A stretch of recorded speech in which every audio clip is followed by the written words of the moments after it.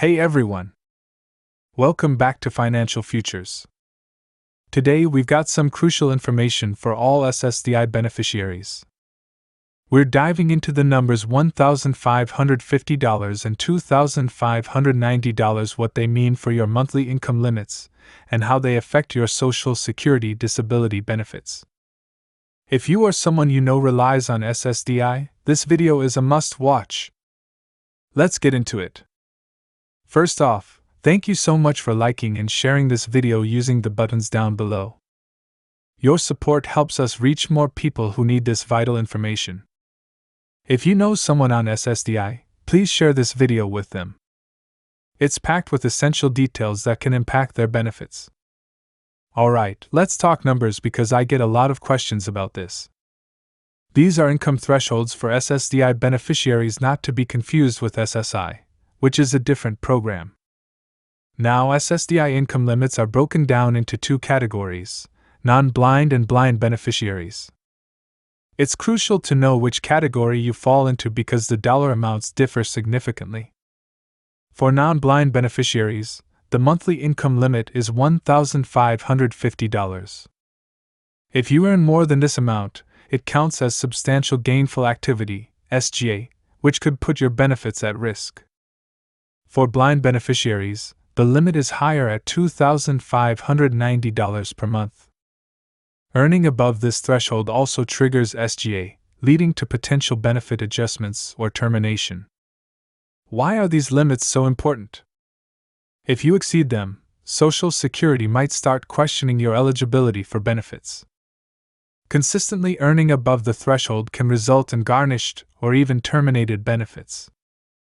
So, it's essential to stay informed and within these limits. If you're working or planning to work, I highly recommend contacting Social Security. Inform them of your employment details, hourly wage, expected hours, etc. They'll help you determine how much you can safely earn without jeopardizing your benefits. Transparency is key. Don't try to hide your earnings from Social Security. They will find out, and it's not worth the risk. Be upfront and honest. It ensures you're following the rules and protects your benefits. In today's video, our next topic is SSI Restoration Act. You may be wondering, did it pass? That's a great question, and I've got all the details right here.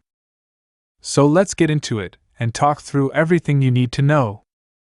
Just to reiterate, the SSI Restoration Act is a piece of legislation specifically focused on supplemental security income, or SSI. This video is for the roughly 8 million beneficiaries who receive these benefits every month. If you're receiving other benefits from Social Security like retirement, SSDI, or survivor's benefits, this video doesn't pertain to your monthly benefit.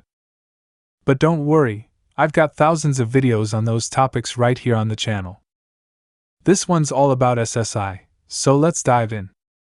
The SSI Restoration Act is really good news.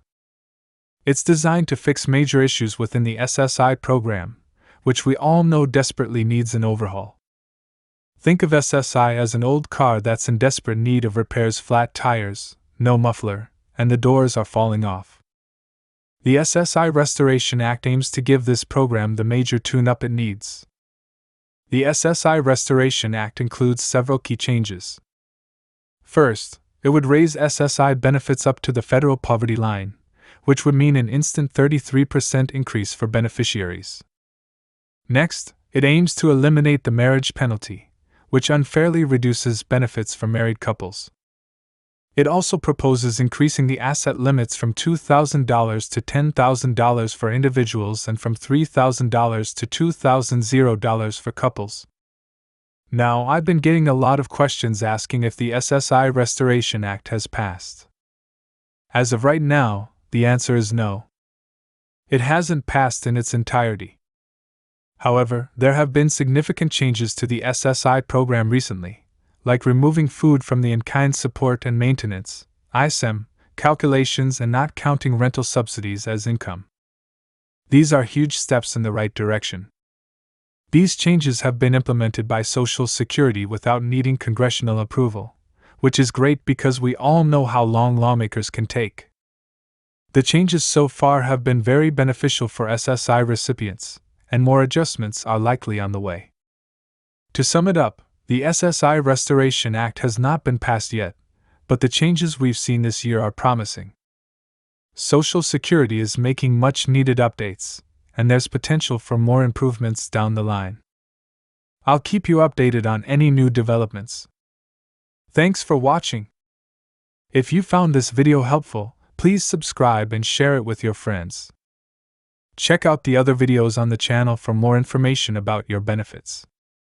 Right now, you'll see some recommended videos popping up on your screen. Make sure to click on one and keep learning. I'll see you in the next one.